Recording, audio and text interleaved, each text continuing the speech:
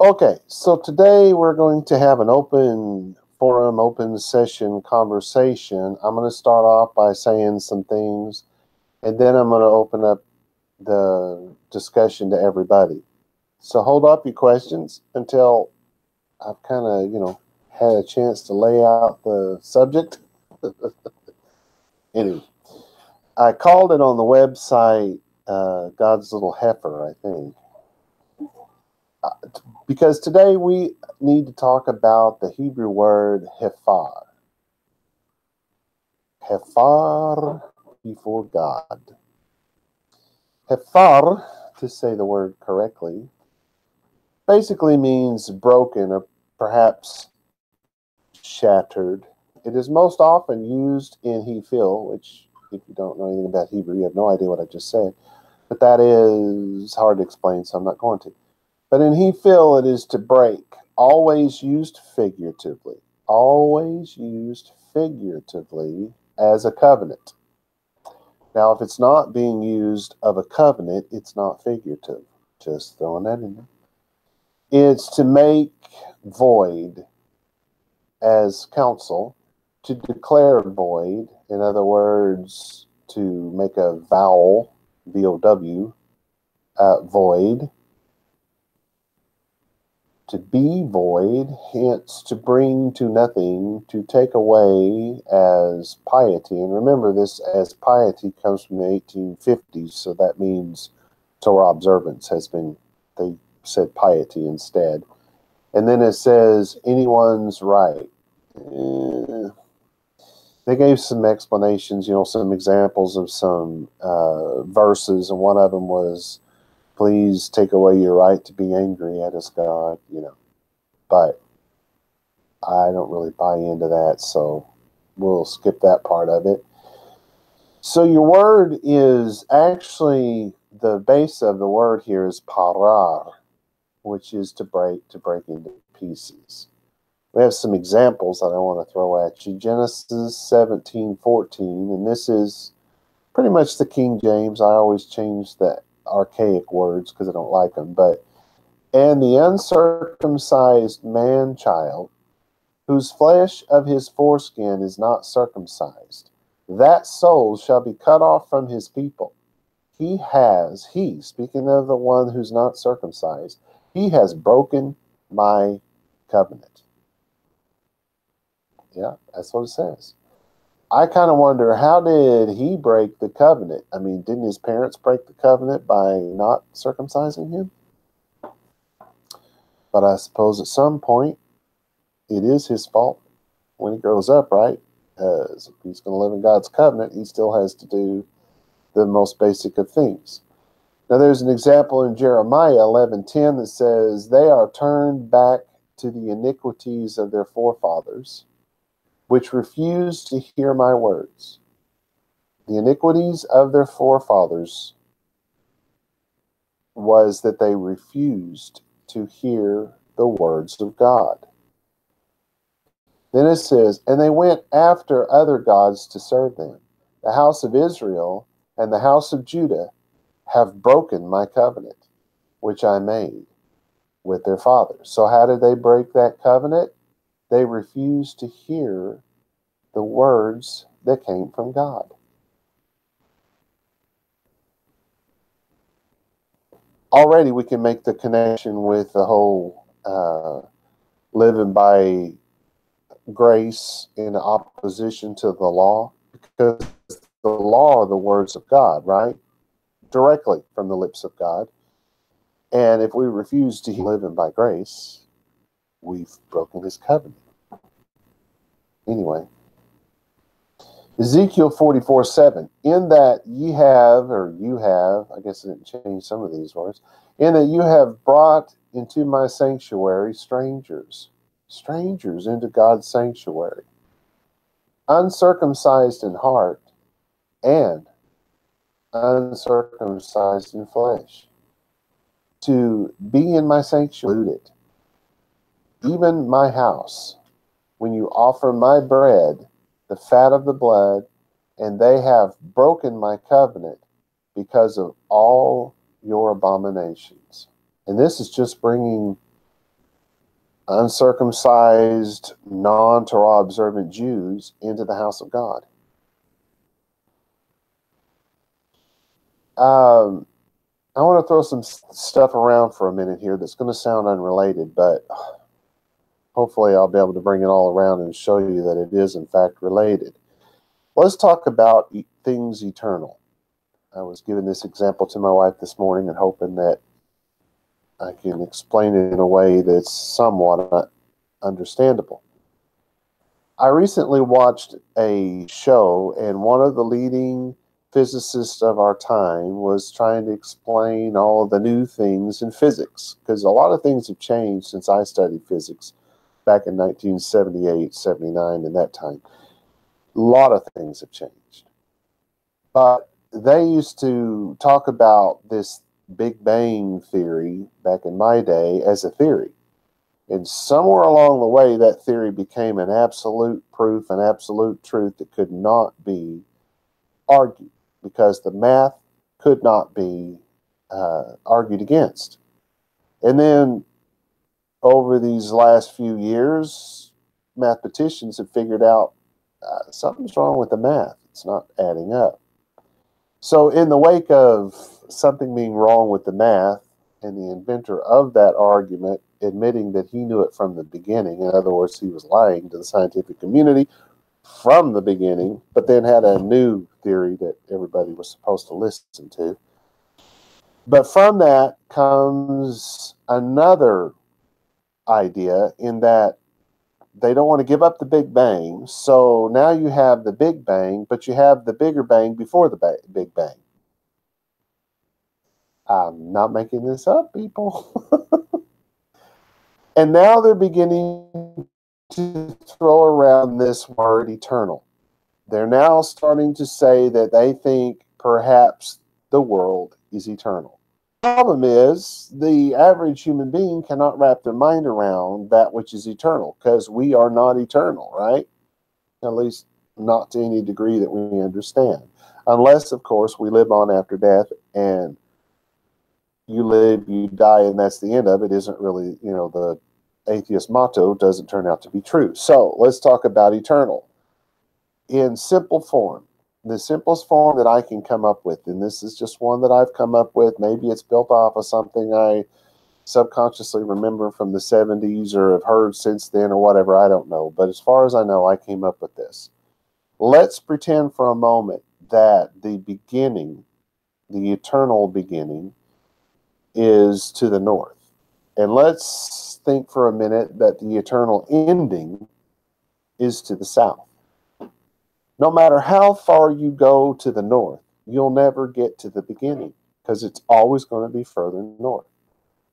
Thus, eternity has no beginning. And no matter how far you go to the south, it'll never have an ending, because it'll always be further south. So, as far as the east is from the west, think of that. Wow, that's a long ways. So there is no beginning, because you just can't get there, right? And thus, if God is eternal, then he has no beginning and he has no ending. And now physicists are beginning to think that perhaps, maybe, this thing that we see and call reality is eternal. In other words, it has no beginning and it has no ending. Because, see, this is the problem with the math equation, is that it has to have a beginning. And you have no explanation for the beginning if it's eternal. So we worked our way all the way back to the Big Bang. A minute, there's something before that. And so you had to have a bigger bang. Well, eventually you're going to realize there had to be something before that.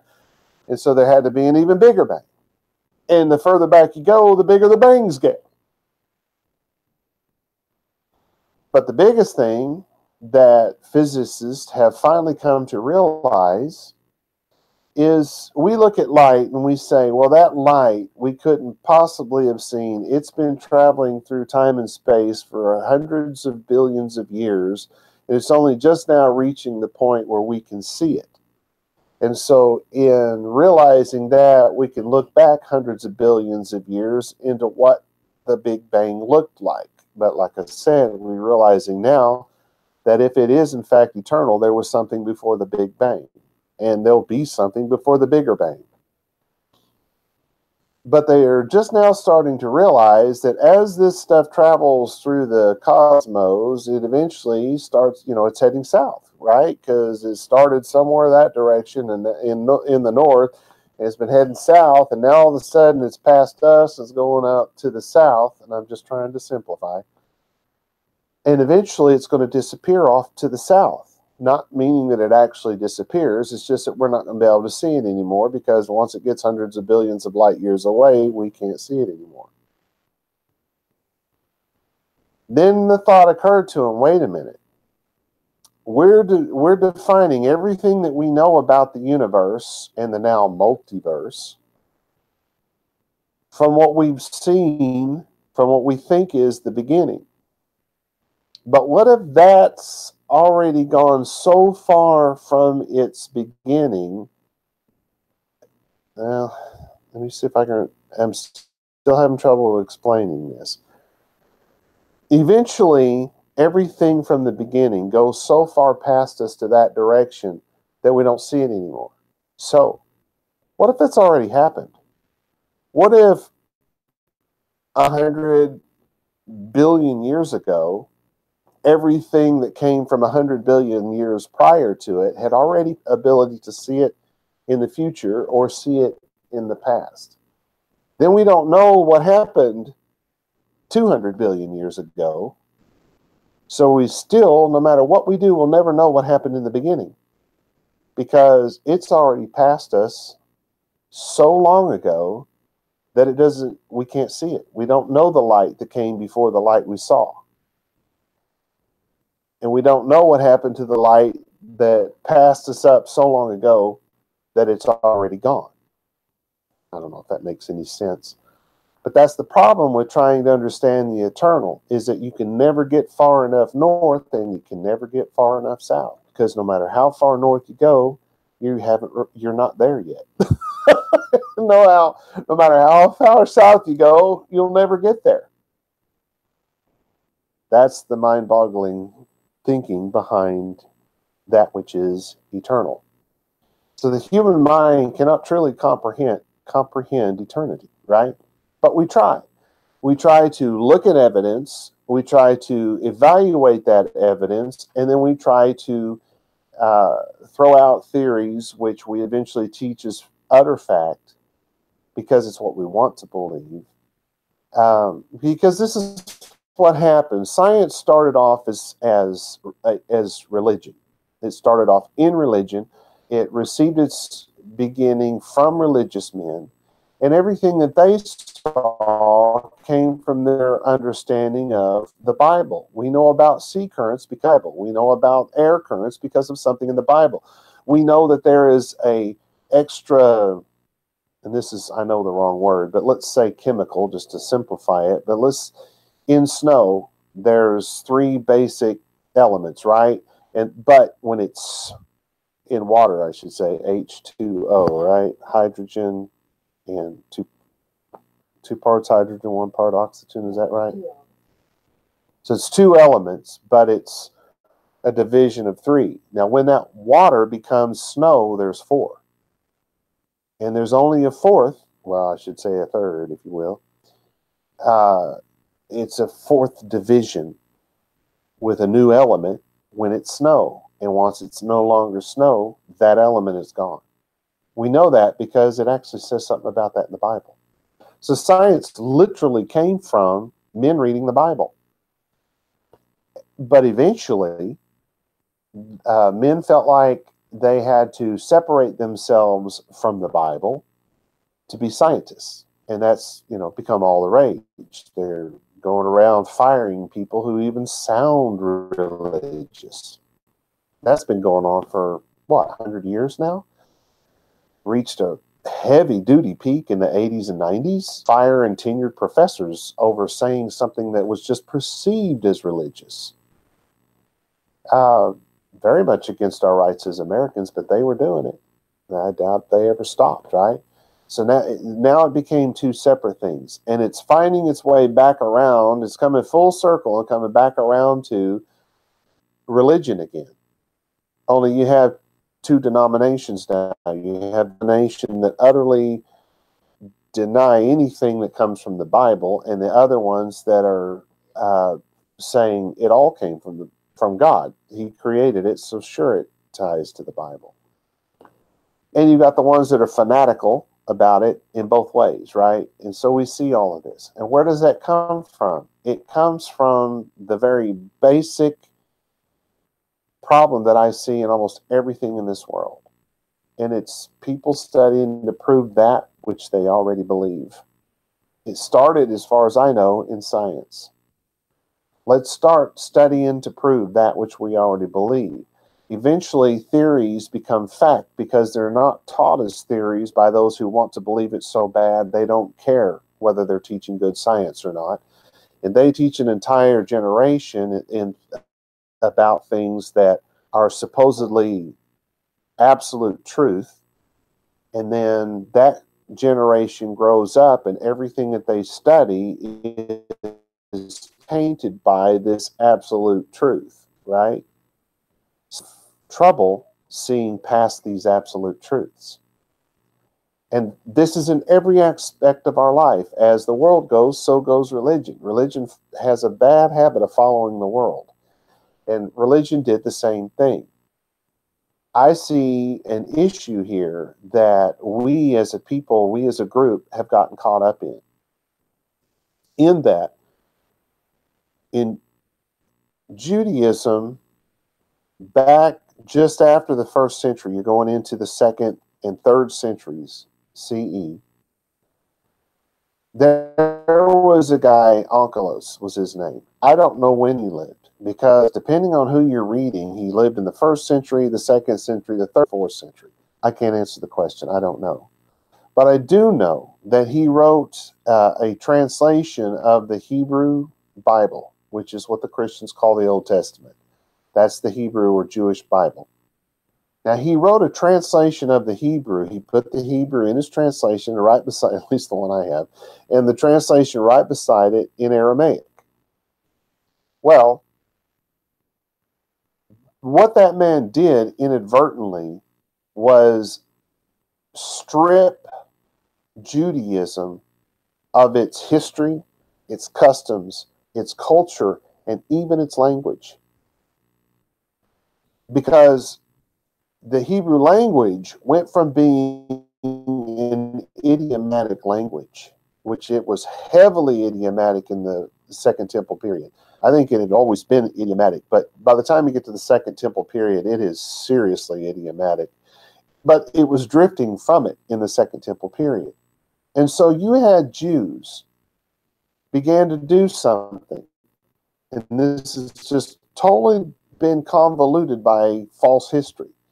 But what happened was that Jews began to call other Jews Gentiles. Well, you're not a real Jew. You don't speak Hebrew. Well, think about, you're in Jerusalem.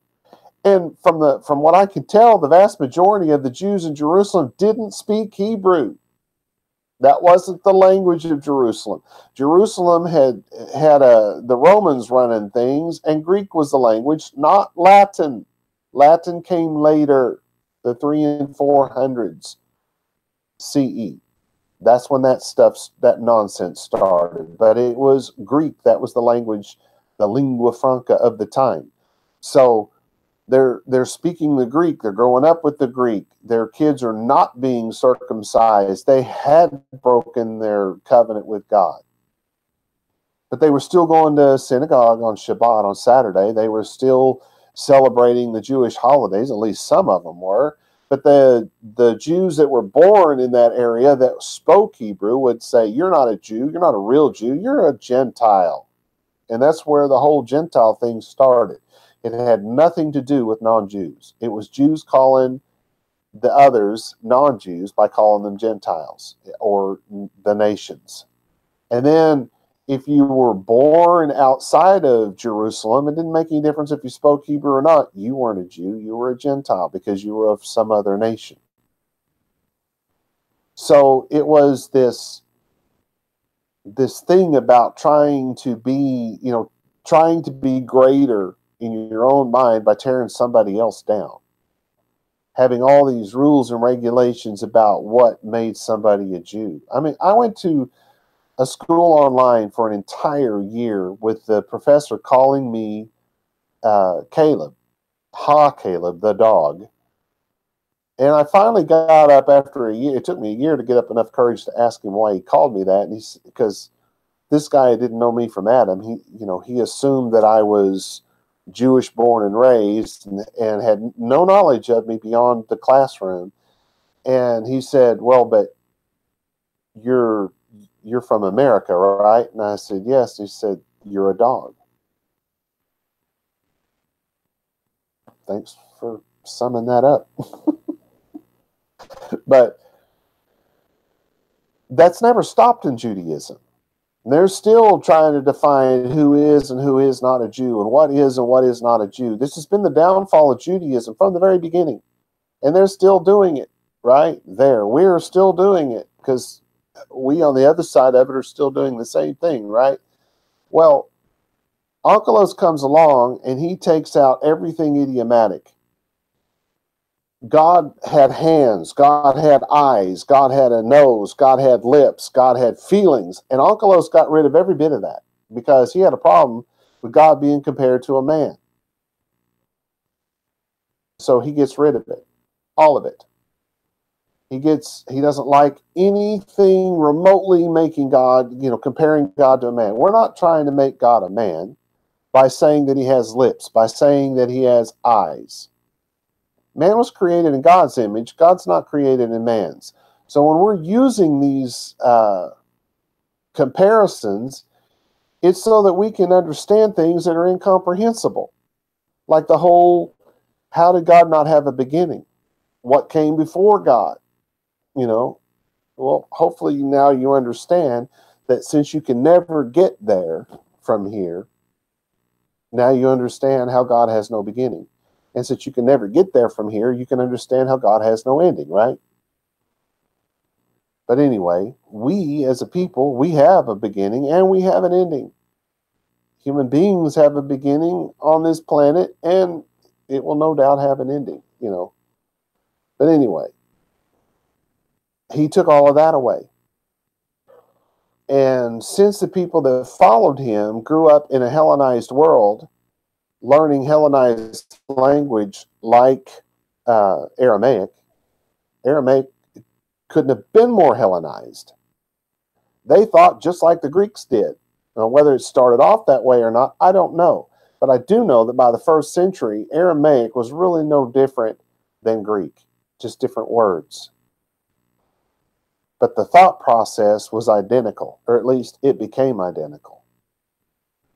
And so when you take away the thought process, the way of thinking that had been part of Judaism from its inception, when you cut that off and let that go 1,000 years drifting off to oblivion, then all of a sudden you get these guys that get together and say, you know what? Nobody knows what it means to be Jewish. Nobody knows anything about Judaism. Nobody even speaks the Jewish language. The people who are saying this included. Here's what we'll do. We'll start making this, we'll write this thing called the Talmud, and we'll write commentary on it. We'll add all this commentary. And then we'll push what we say back to the 1st century. But we're going to define what it is to be Jewish. Okay, so here's where we are today. You can be Jewish and not even believe there is a God. You can be Jewish and not ever go to a synagogue. You can be Jewish and not even be circumcised. Oh, wait. And the uncircumcised man-child whose flesh of his foreskin is not circumcised, that soul shall be cut off from his people. He has broken my covenant. Those are the words that came from the lips of God himself. But we can rewrite our covenant, right? Oh, it's not what it means to God. It's what it means to me, right? And see, I'm talking about Judaism, but see, Christianity did the same thing. They didn't come out of Judaism. There was no Christian church in the first century. Jesus was not a Christian. Paul was not a Christian. Peter was not a Christian. None of those men knew what Christianity was. Christianity, by the way, didn't exist until the 1500s. That's 600 years ago, people. That wasn't all that long ago. By the way, did you know that the Civil War took place less than 100 years before my wife and I were born? Just throwing that out there. History is not that long ago. It seems like it was forever ago, right? I remember, I don't remember how old I was at the time. I was teen-ish or something. I don't really remember when. But I remember they had this big thing about the anniversary, some anniversary of Jesse James's death or whatever it was. And they had a guy that showed up on the television screen, and he looked like he was old, but he was a kid on a train that Jesse James robbed, and as he ran away from the train, Jesse James shot him in the back. And here he was, alive and on the national television, right there in our living room. And I remember thinking, oh my God, history just happened yesterday. I'm just throwing that out there. Christianity does not go back that far. Oh, well, but you know, it's Catholicism and they broke off and it's basically the same thing, but the Christians, you know, threw out all the wrong stuff and did all the right stuff. Okay, so let's connect it to Catholicism. It doesn't go back beyond the 300s CE. It's 300 years removed from the New Testament letters. Removed from it. It doesn't come from the New Testament time period. It's 300 years after the New Testament time period. How did it get connected, Rob? Why is it all connected? Because in the 1500s, King James ordered the translators of the New Testament, of the New King James Bible, if you will. He wouldn't let them call it that at the time. That came later. But when he gave the authorization, which he also refused to let him call it the authorized version. None of that was allowed while he was alive. But basically, when he authorized that translation, he commanded them, change the word congregation and where you can, the word synagogue to church, creating a false reality that Christians are still believing in and following to this day. They weren't there. It has nothing to do with reality. So herein lies where we are. It's like the New Testament letters, they get into dealing with certain issues of what does somebody who knows nothing about Judaism do? Now, mind you, these letters were written to Jewish people. They were the ones called the Gentiles. They were the ones that either didn't speak Hebrew, mostly, or they were born outside of Jerusalem. For instance, the Italians that Peter went and taught the Torah to after having his dream about God not being a respecter of person. They were from Italy, but they were Jews from Italy, trying to learn how to be Jews, because all they had ever heard is you're not a Jew, you're a Gentile, even though they were, in fact, from the line of Abraham. You understand? That's what you're dealing with, are people from the line of Abraham being told that they're not Jewish. So you have that going on. And then Paul even runs into a group of people who live according to God's law who aren't from the line of Abraham. And he has to deal with that. Well, I was making jokes this morning with my wife. I said, you know, we don't fit in Judaism because in Judaism, they utterly reject Yeshua.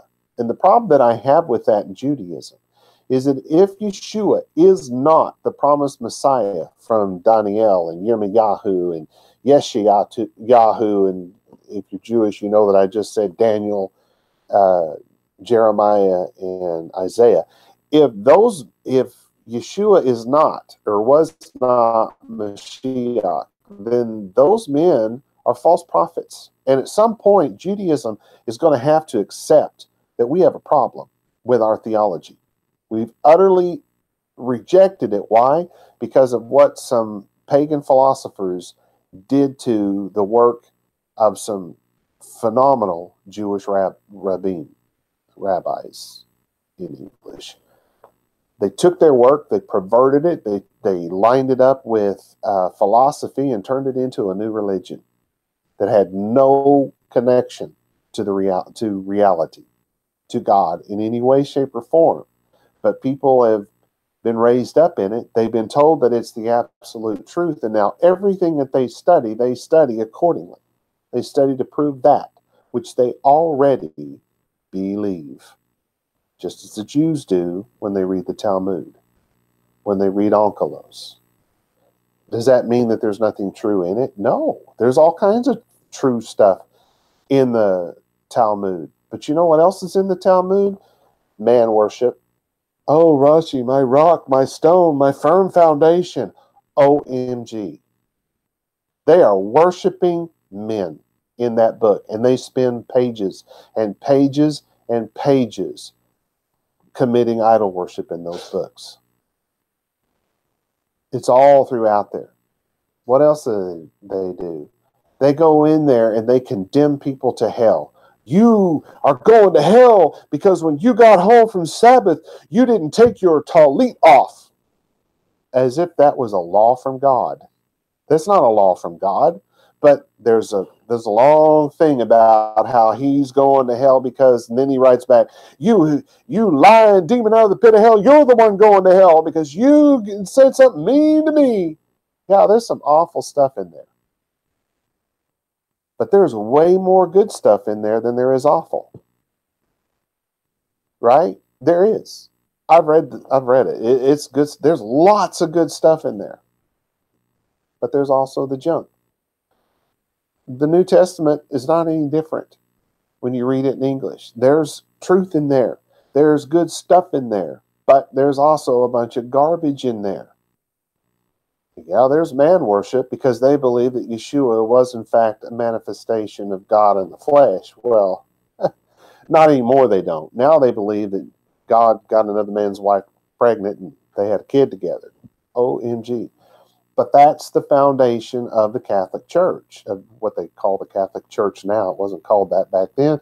The word church didn't even exist until you get the English language in the 1200s. Come on, people.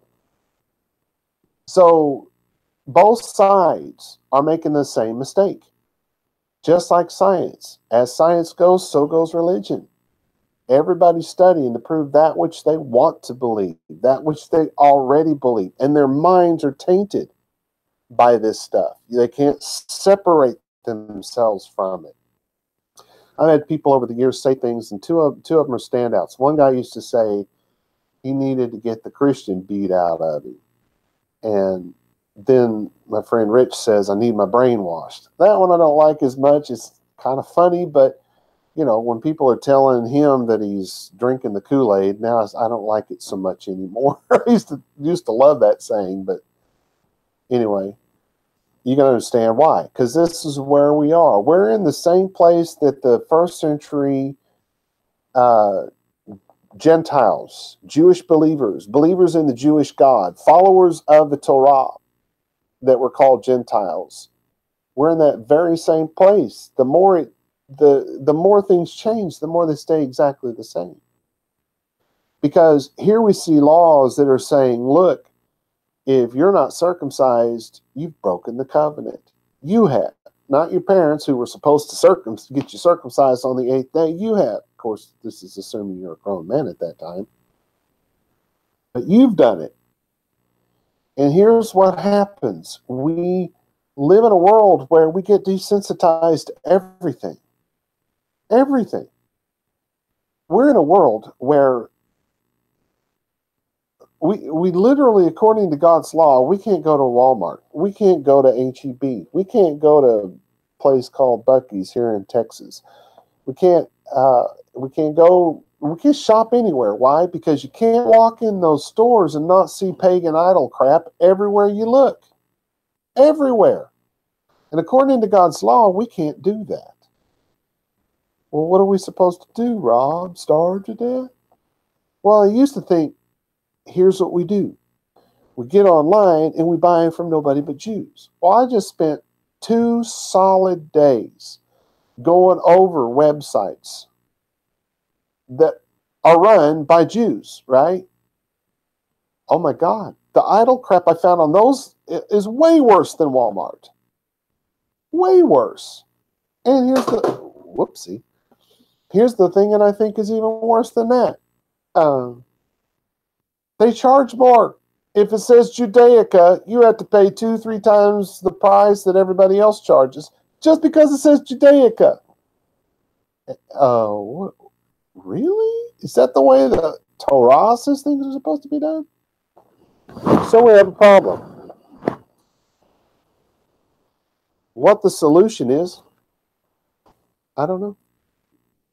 So I think it's time for you guys to jump in the conversation here. I know how we got here. I know where we are. We're the ones that the Jews have thrown under the bus, and the Christians are in the bus driving it forward, backing it up, driving it forward, backing it up. Because the Jews say, we're not Jews, and the Christians say, you're not Christians. Well, we agree with that because we are Jews. Well, except that the Jews won't let us be Jews.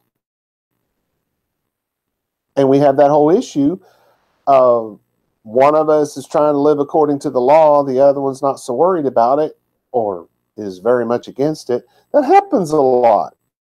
You know, one person comes to this teaching and they jump on board and they've been, listening to it for 6 months or a year, and they spring it on their spouse all of a sudden, and the spouse is suddenly supposed to drop everything they know and everything they believe and just follow. Well, I suppose there are spouses that do that, but most of them don't. Most of them are like, whoa, put on the horse, pull the reins back on the horse here, dude. And so now you have an issue, because there are verses that are saying you don't mix the pure with the impure, the holy with the unholy, and the unclean with the clean. And then that's what the whole New Testament, not the whole thing, but a great deal of the New Testament dealt with. Well, what do we do? Are we supposed to leave our wives like Hezekiah told them to do? Or, like Abraham did? That didn't seem to work out real well for those guys. Should we do that? And Paul said no. And I'm in agreement with him. I think that Abraham made a big mistake when he kicked his concubine out with his older son. I think that Hezekiah made a huge mistake when he told everyone to divorce your wives and kick out your kids. Because we got the Arab problem from that, and we got the Samaritan problem from that. And it's our fault. I don't know how you fix that or what you would do, but that's not for today's discussion. It's supposed to be about what do we do now? Because we're in a place where we're constantly living in a broken covenant, either because we have the issue between us and our spouse, us and our kids, us and our family. Because see, I think sometimes you guys don't realize our family does us the same way. Donna's sister can be downright rude about our whole Jewish thing, right?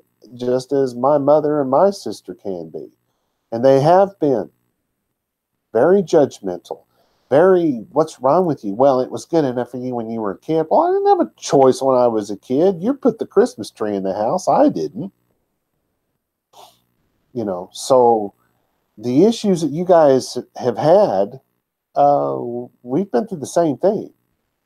And there are no clean answers. There are no good answers. Yeah, you can separate yourself from your family, but the truth is, unless you got a lot of land and you can raise all your own food and you can, be completely self-sufficient and then study and live by this, I'm not real sure how you do it.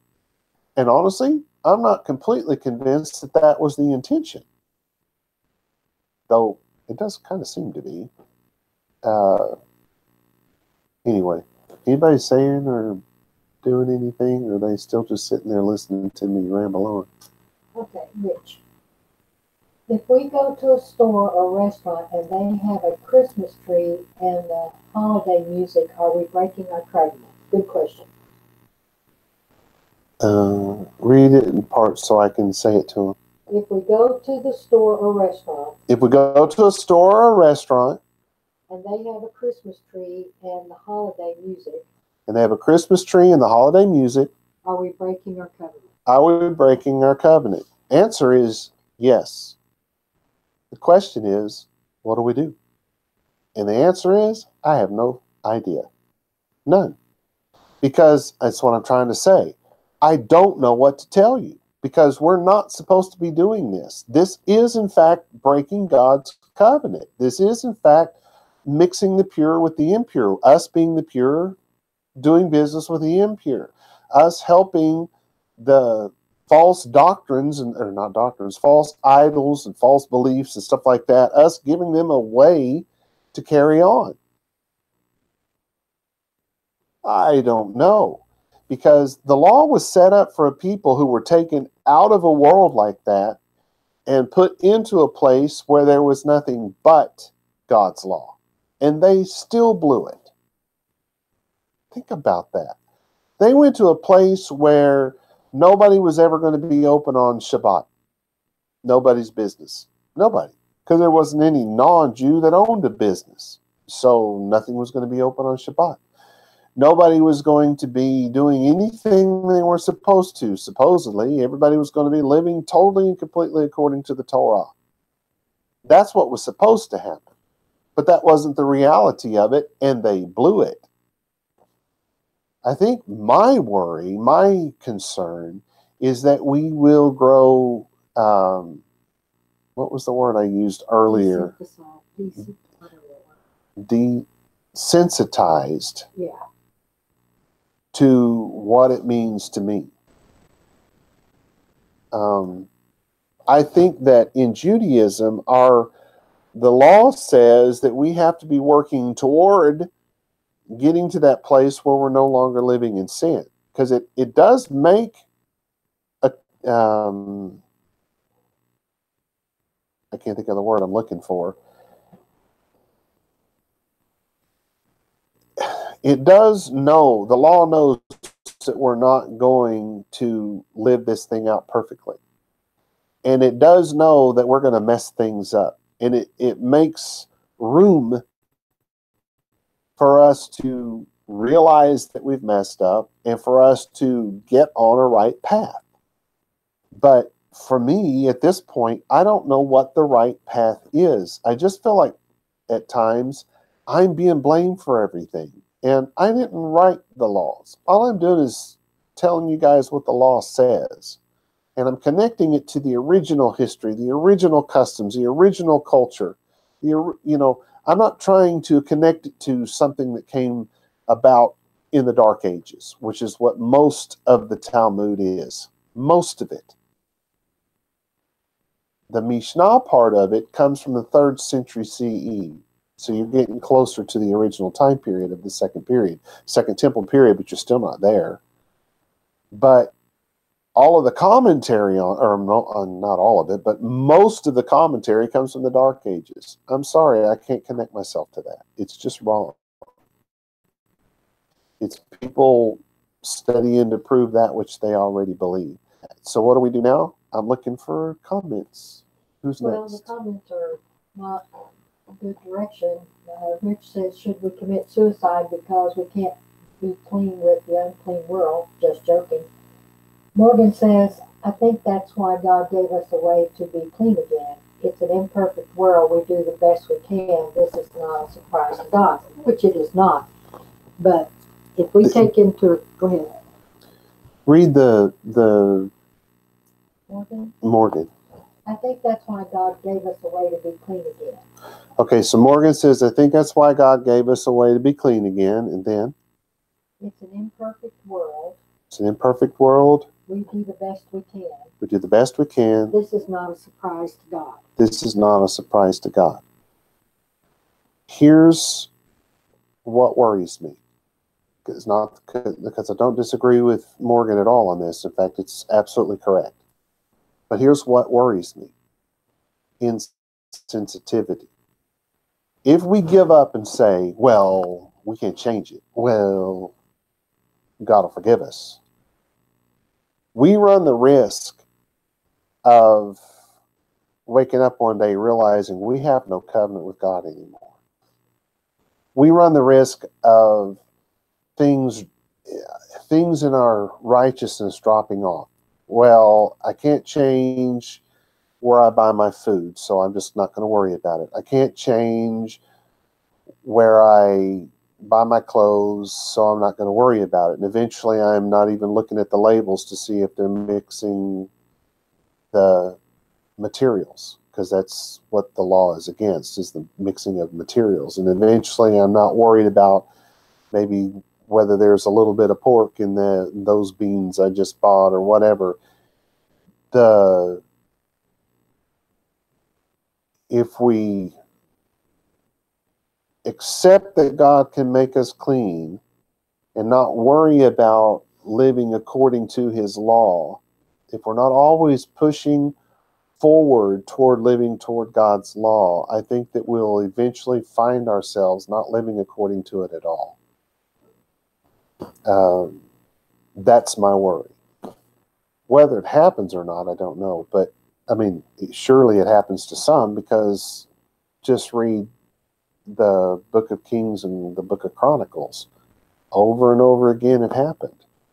Just going by whatever seems right in our own eyes. And I think that's the part that scares me. Because when we go to take a job, if we're living according to God's law, the first thing we say is, okay, am I going to have to work on Shabbat?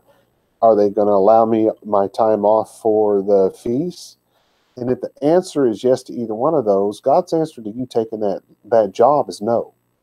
Absolute no. Under no circumstances are you allowed to take that job.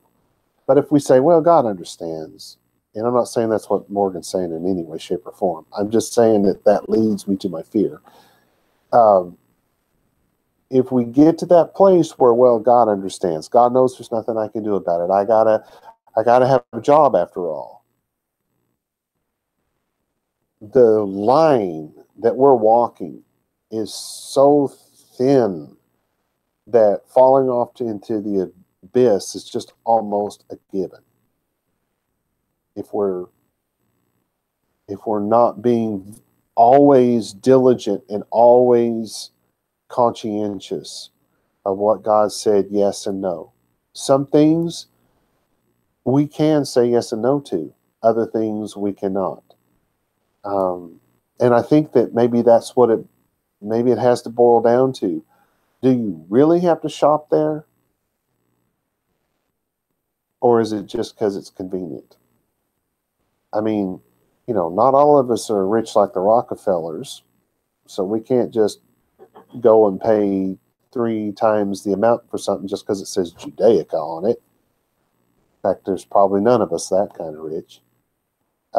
We can't do it just for because of the finances in some cases, but in other cases, are we doing it just because it's convenient, just because it's cheaper? Maybe we could afford more, but we're just being cheap. I think those are the areas that concern me, because that becomes a hard issue. That's,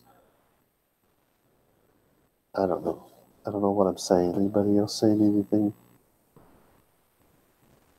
Not yet, but let's address the grocery shopping issue. Yeah. We shop at H-E-B because we can get the foods that you can eat there, special foods, and the produce is better and stuff. But I don't go to their Black Friday sale for Christmas gifts. I don't buy stuff that has Christmas stuff on it. Hold on. Somebody can you hear Donna talking? Look around, sis. Rich said yes. Okay. But like the other day, we took the grandbaby to the ice cream store, and they had little Christmas cups, and they bothered me. And I won't go back. It. Remember, we took her to Minchie's, and the little cups were Christmas cups. I didn't even see it. So either is it proper just not to go back until Christmas is over and they don't have them anymore, or just not to ever go there again, which we don't do to the places who are specifically closed on Sunday because they're Christian organizations, such as Chick-fil-A and Hobby Lobby. Yeah, we've ruled out Chick-fil-A and Hobby Lobby because they stood for the Christian Jesus thing. They went all the way to the Supreme Court. They, closed on Sunday.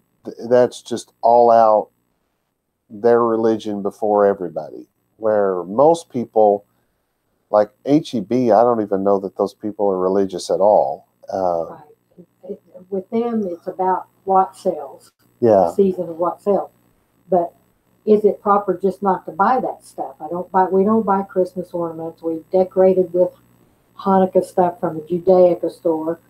And I don't buy stuff that I know is only specifically there for Christmas.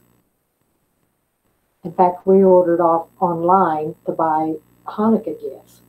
But is that proper? I mean, where else would we go to buy groceries? We can't buy produce from the roadside like you can in California. You can do that in California. If you do it here, you're buying crap from Mexico that's bound to make you sick. So you can't do that. So we can order online. We can't afford the thingy they have on Saturday with food.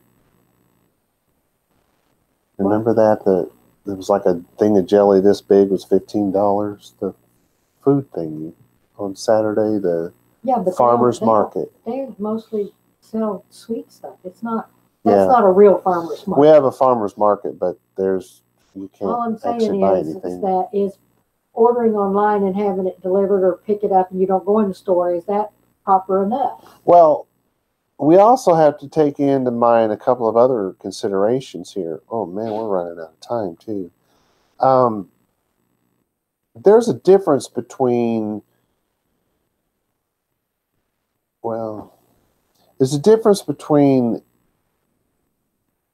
us making idols and someone else making idols. We're not allowed to make idols. We're not allowed to have idols. But just because it's an idol, or just because it's something that's carved, that's three-dimensional, doesn't mean that it's necessarily an idol. Because the word in Hebrew where it says you can't have an idol, that's the word for three-dimensional. So, like our couch is three-dimensional. Technically, you'd be using the same word. Well, not technically, but literally, you'd be using the same word in Hebrew to describe this, in that you'd be saying it's three-dimensional. So, you can't have the three-dimensional thing. Well, yeah, you can. There's just certain three-dimensional things that you can't have. And just because something is three-dimensional and it's one of those things that we can't have, say it's a bird, for instance, because we can't have things that fly in the air, correct? So you walk into Walmart and they've got a whole row of fake birds for sale, on sale today, 50% off. Well, we don't have to run out of the door because those aren't idols, for one thing. We're not adding to idol worship. But by definition, if they're selling a Buddha, which I've seen in a Walmart once, only once though, I've never seen it any time but that one time. But they did have one for sale. It's a little fat idol about yay big. I've also seen the Catholic candles and all that stuff that they literally light and pray to. And by definition, if we're purchasing something from that store, then we are literally helping that idol to live on. And you can't get around it. That's really what those words mean. So that's why we don't go to restaurants where they have idols, because we don't want to be a part of their idol worship. And what it means to them, whether it's just there because that's part of their history or not, doesn't matter. I went to a place one time that had I think it was a Buddha. I'm not sure. No, it wasn't the Buddha. It was the one with the whole bunch of hands.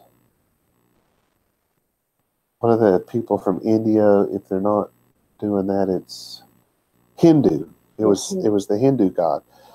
They had this little bitty, and I mean it was little bitty Hindu god sitting there, and I was sitting there waiting to see the doctor, and I was like, this is really bothering me. And because he was from India, especially. But Dr. Blizzard had recommended him and said how wonderful it was going to be and how great he was going to be able to help me with my back. And I was there, made an appointment, went to see him. And there's that little God sitting right there for all to see when you're sitting there. Well, I'm really struggling in my heart and mind. What should I do? What should I do? And then this woman comes in who's, I'm pretty sure, suffering from cancer. She's got the pink headband thingy on, and she's obviously bald. And she comes in to see this doctor because he did the needle thing, acupuncture. That's not what I was going to see him for, but he did do the acupuncture. So I'm pretty sure that's what she was there for, because she was talking about it with her daughter. But her daughter was like 4 or 5 years old, little bitty girl. And her daughter saw the thing and started looking at it and was over there, because I guess to her it was more like a toy because it was so small. And so then the mother starts telling her, oh, yeah, we pray to this God, and he helps us to be healed and all that stuff.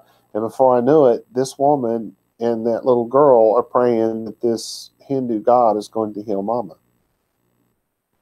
And I didn't get up right there and then. Was trying real hard not to make a big deal out of anything, but I got up and I left. I didn't see that doctor. It really, really bugged me. And I believe that if I'd seen that doctor, if I'd gone through with it, I would have very literally been guilty of idol worship. And that's just based on what I know about what the words mean, about what the laws are on it, because we have talked about those. It's been a long time since we've talked about those, because those are at the very beginning of the law. And we're almost a whole book into it at this point. So it's been a while since we talked about it. But that kind of stuff really, really bothers me. I don't remember why I was saying that now. Oh, okay. Tina, my obedience makes me Jewish. My mistakes don't make me disobedient. Knowing the difference makes me Torah observant. If this sentiment is in error, please advise. Say it again. Okay. My obedience makes me Jewish. My obedience makes me Jewish. My mistakes don't make me disobedient. My mistakes don't make me disobedient. Knowing the difference makes me Torah observant. Knowing the difference makes me Torah observant. I don't agree with that. Say it again. My obedience makes me Jewish. Okay, my obedience, I assume, to the Torah makes you Jewish. That I agree with. My mistakes don't make me disobedient. Mistakes, if what you're doing is disobedient, then your mistakes will make you disobedient. Knowing the difference makes me Torah observant. No. Choosing according to the Torah is what makes you Torah observant. It's kind of, boy, it's hard to do without being able to see the writing. The second thing she said, my mistakes don't make me disobedient. See, I understand what you're saying. My mistakes don't make me disobedient, but yeah, they do. If what you're doing is disobedient, then it's disobedient. Whether you're doing it on purpose or not, that's the reason why the Bible talks about sin and inadvertent sin. You know, forgive me, Lord, of the sin that I know I've done, and forgive me, Lord, of the sin that I don't realize that I've done, because it's still sin. Let's say that you haven't gotten to the point where we've talked about what lying is and what lying isn't, and you tell somebody, like I do, that you're 22 years old. Oh, yeah, that's not the face of a 22-year-old, right? So I've lied. Well, of course, I'm doing it in jest. Everybody knows I'm not 22, and we all are okay with that here in the West. You know, I guess mostly because it's a joke. That's a bad example because it's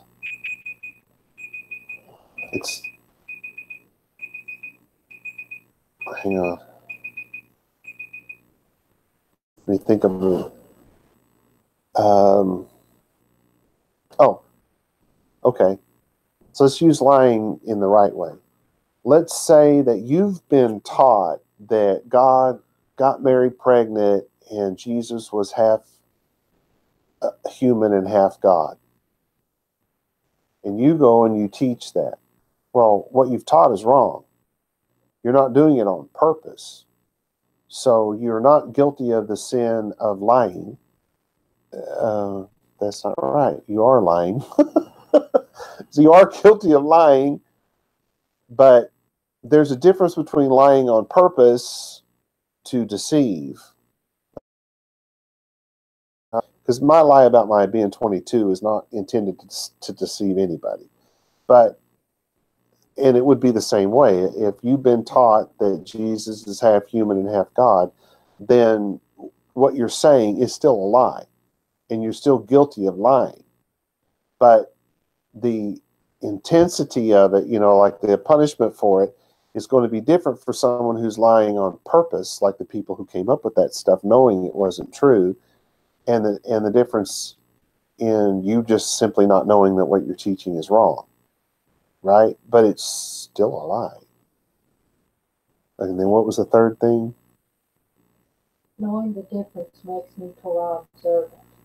Yeah, see, but knowing the difference isn't what makes you Torah observant. What makes you Torah observant is deciding that, for instance, when you find out, you have two ways that you can approach this. You can either say, like most preachers do today, oh, if I ever admit to ever being wrong about anything, they'll, what people will say is, oh, if he's wrong about that, then what else is he wrong about? So instead of admitting that I've told this lie about Jesus, I'm going to string together 20 verses now and prove to you that he really is half human and half God. You can either go that route, or you can do what the Bible says, being Torah observant, and say, I was wrong. Yeshua was the physical manifestation of the Almighty God, not his child, but God in the flesh. Then you're right. And you've done according to the law, which is, I know, what you would do. No doubting here what you would do, but there are some that wouldn't. There are some who would rather, build on the lie than admit that they were wrong. That's what makes you observant. Well, that's kind of what Rich just said. If I go to a store or eatery and I don't see their idol or whatever, maybe it is in the back room. Am I guilty? Yeah. Yeah, see, that's what I'm trying to say. Yes, you are, but you don't know that you are, which is why the book of Psalms says, forgive me for my inadvertent sin, for the sin that I don't know that I've committed. This happened to us. We used to have our favorite Mexican restaurant Yep. here in Bastrop. It happened to us. We ate there and ate there and ate there, and finally they set us in a different booth, and right there was a Madonna in the wall. Yeah. And we didn't go back after that. And then the place burned to the ground. I don't think that was their punishment or anything. Yeah, I mean, that's what Donna's saying. We did exactly that. We went to this restaurant. We ate there many, many times. It was really good food. They set us almost in the same place almost every single time. But finally one day they move us over to the other side of the place, and there's a Madonna right there in this little cubby hole beside the thing. We got up and we left, and we've never been back. So that's what we did once we knew. But I was hoping we'd have more time to talk about this and discuss this. And maybe what we ought to do is give you a week to think about it, give you a week to write down questions and thoughts and comments, and let's talk about it again next week or week after. Let's hear what Morgan said. Oh, she said, we begin to judge the world. Who am I to judge anyone but another Torah living Jew? As you explained, they aren't out there anymore. And then she says, HEB has curbside delivery. You can order online and go pick it up or whatever. You don't even have to go inside. You don't have to starve to death. Okay, I'm hoping that, yeah. Read that out slow. This is really good. Read that out slow. The one about HEB? Yeah, the Morgan thing. He has outside delivery. Okay. Curbside delivery now. HEB has curbside delivery. This is a grocery store here in Texas. You order online and pick up at the door or have it delivered. You order online and you can pick it up at the door or you can have it delivered. You don't even have to go inside. You don't have to go inside. You won't starve to death. And you won't starve to death. What this reminds me of is the verse that we had just a week or two ago that said, be careful about the covenants that you make with these people, lest they cause you to sin. Morgan is, I think, on to something here in that essentially we've made a covenant with them because we're buying something from them, right? Think about it. that is, in fact, a covenant. Just eating with somebody is a covenant. They call it a covenant of friendship in the Bible. But you're not involving yourself with them. You're not becoming a part of them. And you're certainly not buying anything that's against God's law from them. I think Morgan may be onto something here because this seems to align in my mind with that particular verse.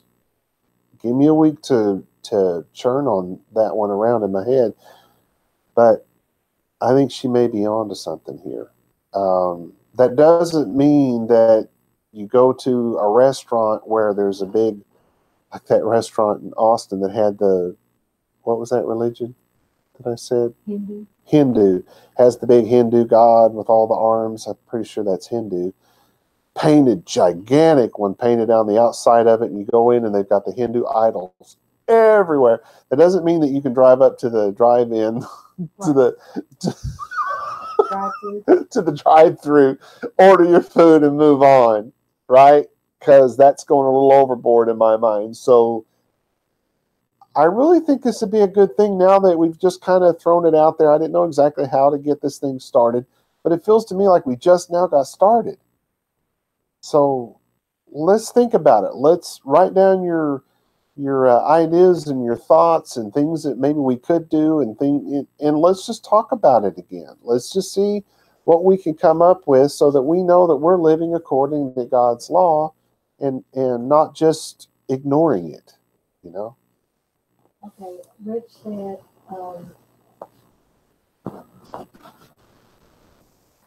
no matter what we do, we lose in this life. He said something about everywhere at this time of year is Christmas, and in April is the Easter Bunny. And Morgan said, I think all we can do is live as a role model for all living, which are the ideas that we've been discussing. Yeah. Because we have to live in this world. We don't have to live part of it, but we have to live in this world. We don't have to take the idea of, oh, I give up. There's nothing we can do. There is something we can do. Morgan's already given us a pretty good idea of something right there that we can do. I love it. I love that. The fun part of living out Torah is finding the solutions. For instance, I bought a pickup. It didn't even occur to me at the time that there were goats all over that truck. I bought a Dodge, right? And there's a goat in the front. There's everywhere you look, there's a goat on that thing. I didn't even see it when I bought that thing. I bought it because it was the right price and it was a good deal for me. And I had the money and could afford it, right? So I buy the thing, and then all of a sudden I realize, man, this thing's got goats on the wheels. It's got a goat on the... What am I going to do, right? Well, I had a guy sand the goats off of the wheels, and he painted Star of David's on them. And then in the front where the goat was sticking out, he took that off, and same guy, and I found a round...